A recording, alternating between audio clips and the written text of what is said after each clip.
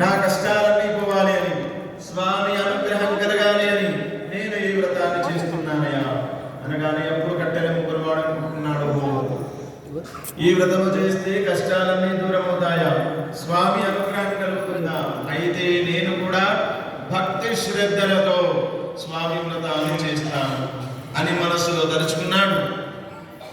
అక్కడి నుంచి వెళ్ళిపోయినాడు. తన కట్టెల మూట నెత్తి మీద పెట్టుకుని అక్కడి నుంచి వెళ్ళిపోయినాడు. దారిలో అనుకుంటున్నాడు, స్వామి మీ వ్రతమైతే చేద్దామనుకున్నాను, కానీ మీ వ్రతము చేసేటువంటి శక్తి నా దగ్గర లేదు కనుక నా నెత్తి మీద ఉన్న కట్టెల మూట అమ్మగా ఎంత ధనమైతే వస్తుందో అంత ధనముతో మీ వ్రతాన్ని చేస్తాను అని మనసులో తలుచుకున్నాడు. కట్టెలు అమ్మడానికి బయలుదేరినాడు. స్వామి వారి అనుగ్రహం వలన ఆ రోజు అతని నెత్తి మీద ఉన్న కట్టెలు కాస్త గంధపు చెక్కలుగా మారిపోయినాయి. దానితో అతడు ధనికులున్న వీధికి వెళ్ళగానే రోజు కంటే కూడా విశేషమైనటువంటి ధనం లభించింది. ఎన్నడూ చూడనటువంటి ధనము ఆ రోజు అతని కండ్ల పడింది.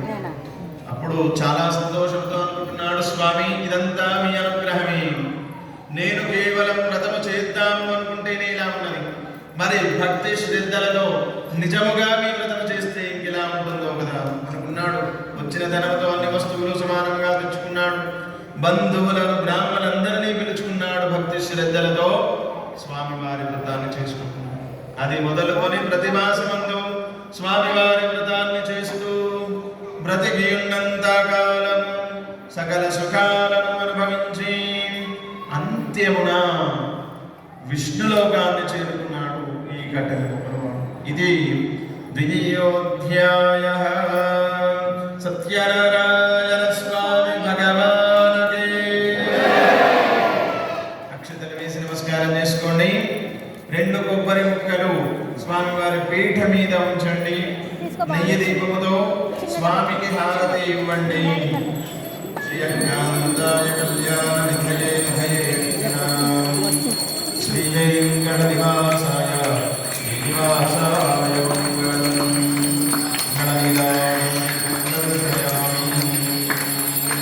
అక్షతలు చేతిలోకి తీసుకోండి. అక్షతలు విడి పుష్పము చేతిలోకి తీసుకోండి. ఎన్నో కథ ఇప్పుడు వింటున్నారు. అక్షతలు విడి పువ్వు చేతిలోకి తీసుకోండి. పూర్వము భద్రశీల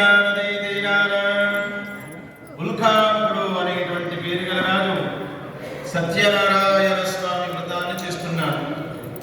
ఆ రాజు అలా వ్రతం చేస్తుండగా అదే నదీ తీరం వెంబడి సాధు శెట్టి అనేటువంటి షావుకారి పడవలో వెళుతూ అక్కడ జరుగుతున్నదంతయో చూచి రాజు దగ్గరికి వెళ్ళి అడుగుతున్నాడు, రాజా మీరు చేస్తున్న వ్రతమేమి, ఎందుకు ఈ వ్రతాన్ని చేస్తున్నారు అని అడిగేసరికి రాజు అంటున్నాడు, షావుకారి ఓ సాధు శక్తి, ఇది సత్యనారాయణ స్వామి వ్రతం. నాకు సంతానం లేదయా, నాకు సంతానం కలిగితే నేను ఈ వ్రతాన్ని చేస్తానని మొక్కుకున్నాను. నాకు సంతానం కలిగినది కావున నేను ఈ వ్రతాన్ని ఆచరిస్తున్నాను అని చెప్పేసరికి ఈ షావుకారు అనుకుంటున్నాడు, ఈ వ్రతమే కనుక నిజంగా అంతటి శక్తివంతమైన వ్రతమే అయితే నాకు కూడా సంతానం లేదు, నాకు సంతానం కలిగితే నేను కూడా భక్తి శ్రద్ధలతో స్వామివారి వ్రతాన్ని చేస్తాను అని మనస్సులో తలుచుకున్నాడు. అక్కడి నుంచి వెళ్ళిపోయినాడు. ఈ విషయం తన భార్య అయిన లీలావతికి తెలియజేసినాడు. ఆమె ధర్మపారాయణం చేసి స్వామివారి ప్రసాద మహిమ వలన గర్భవతి అయి 9 మాసాలు మోసి శుక్లపక్ష చంద్రుడి వలె, అనగా ఉన్నవి నాటి చంద్రుడు ఎంత కళాత్మకంగా ఉంటాడో అంత కళతో ఉన్నటువంటి ఒక ఆడ శిశువుకి జన్మనిచ్చినది. ఆ శిశువుకి కళావతి అని పేరు పెట్టుకున్నారు. అల్లారుగా పెంచుకొనసాగారు.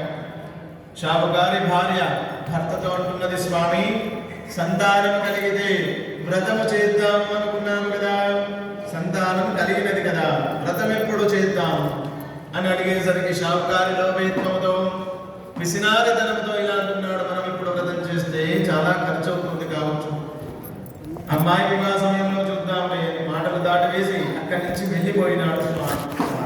శ్యామకాంత